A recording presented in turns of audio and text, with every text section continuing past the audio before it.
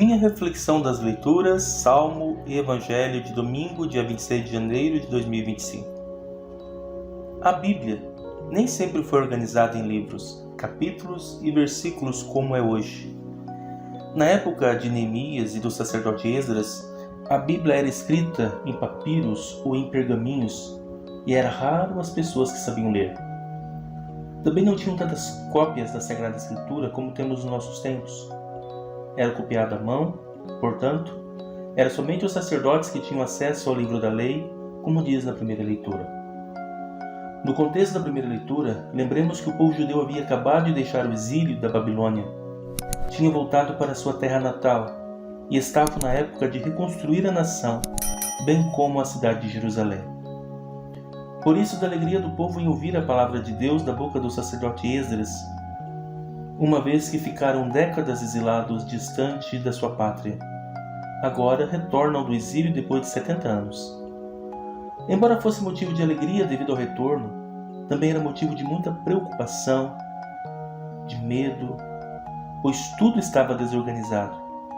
A cidade, os muros e o templo de Jerusalém tinham sido destruídos por Nabucodonosor, rei da Babilônia, e agora tinham a missão de reconstruir tudo isso. No entanto, Neemias anima o povo, reconforta-os, e no finalzinho da leitura ele diz palavras sábias: não fiqueis tristes, porque a alegria do Senhor será a vossa força. Para entendermos o Evangelho deste domingo, onde Jesus se manifesta como Messias, o escolhido de Deus para salvar a humanidade, precisamos voltar ao Antigo Testamento, lembrando desse modo que os judeus esperavam o Messias, o ungido de Deus. Quando Jesus disse que o Espírito Santo o ungiu, estava revelando que ele era o enviado de Deus para libertar o povo de todo mal, ou seja, Jesus se auto-revelava como Messias. No final do Evangelho relata o seguinte: então, Jesus começou a dizer-lhes: hoje se cumpriu essa passagem da Escritura que acabastes de ouvir. Significa que aquilo que o povo do Antigo Testamento esperava, agora torna-se a realidade. Ou seja, o motivo da alegria daquele povo que Neemias animava, agora se torna uma alegria universal. Jesus é de fato aquele que veio libertar o mundo de todo mal, sobretudo da morte eterna. Já na segunda leitura, tirada da primeira carta de São Paulo aos Coríntios, traz a nós, que vivemos já na segunda aliança firmada por Cristo, a responsabilidade de vivermos na unidade. São Paulo afirma que como em um corpo todos os membros formam uma só coisa, na unidade, assim também Jesus Cristo fundou uma igreja que é una, santa, católica e apostólica. Igreja essa que é o seu corpo místico.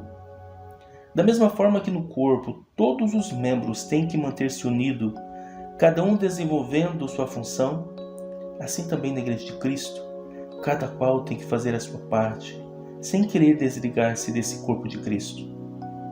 Aqui deixo um recado para os protestantes que dizem que Jesus não fundou uma igreja. Eu digo a eles, sim, Jesus fundou uma igreja. E essa igreja é a igreja una, santa, católica e apostólica, uma vez que temos prova de que ela foi fundada realmente por Jesus Cristo. Veja o que está escrito no início da leitura. Irmãos, como o corpo é um, embora tenha muitos membros, e como todos os membros do corpo, embora sejam muitos, formam um só corpo, assim também acontece com Cristo. De fato, todos nós, judeus ou gregos, escravos ou livres, fomos batizados no único Espírito para formarmos um único corpo, e todos nós bebemos de um único Espírito. Com efeito, o corpo não é feito de um membro apenas, mas de muitos membros. Este trecho da Escritura nos deixa claro que a igreja é o corpo místico de Cristo, sendo Jesus a cabeça dessa igreja e todos nós, católicos, um membro deste corpo místico. Muitos protestantes não vão concordar e dizer: mas essa igreja não é a igreja católica. Ou, mas essa igreja é a igreja primitiva, e outras desculpas por aí. Mas digo a você, sim, essa igreja é a igreja católica. Porque como poderia ser qualquer uma igreja protestante, sendo que a primeira dela começou no ano de 1517, ou seja, 1500 anos depois da ascensão de Jesus?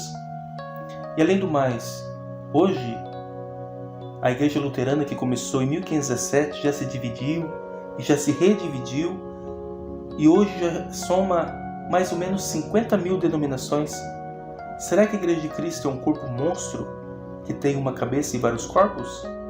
Na cabeça dos protestantes parece que sim, pois qual igreja protestante é a igreja que forma o corpo de Cristo? Seria a luterana? A quadrangular? A batista? A metodista? As que guardam o sábado? As que guardam o domingo? As que batizam crianças? As que não batizam crianças? Quais são? Como diz na leitura, fomos batizados em um único Espírito para formarmos um único corpo. Repito, para formarmos um único corpo. Então, como pode ser o único Espírito Santo que opera no meio protestante?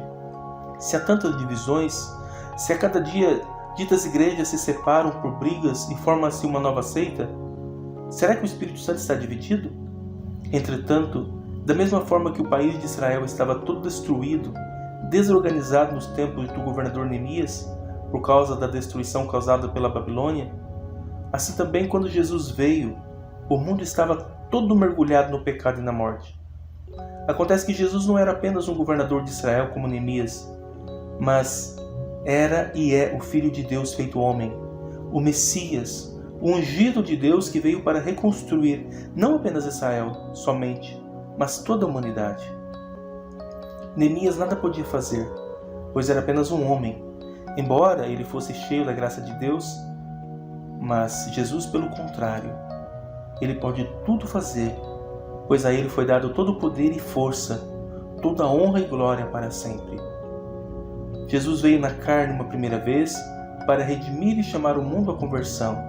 Agora ele virá uma segunda vez como juiz, aquele que há de vir e julgar os vivos e os mortos.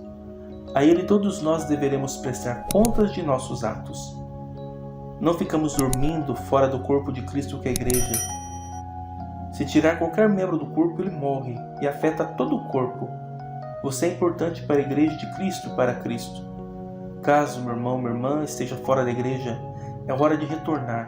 Venha fazer parte desse imenso corpo de Cristo e ser guiado pela cabeça desse corpo que é Jesus Cristo. Para finalizar, vamos rezar o salmo desse domingo. Vossas palavras, Senhor, são espírito e vida. A lei do Senhor Deus é perfeita, conforto para a alma. O testemunho do Senhor é fiel, sabedoria dos humildes. Os preceitos do Senhor são precisos, alegria ao coração. O mandamento do Senhor é brilhante, para os olhos é uma luz. É puro o temor do Senhor, imutável para sempre. Os julgamentos do Senhor são corretos e justos igualmente. Que vos agrade o cantar dos meus lábios e a voz da minha alma. Que ela chegue até vós, ó Senhor, meu rochedo e Redentor. Fique com Deus. Te agradeço por ter ficado conosco até aqui. E peço que não esqueça de se inscrever, deixar seu like e ativar as notificações para que nosso canal possa crescer. Meu muito obrigado e até o próximo vídeo.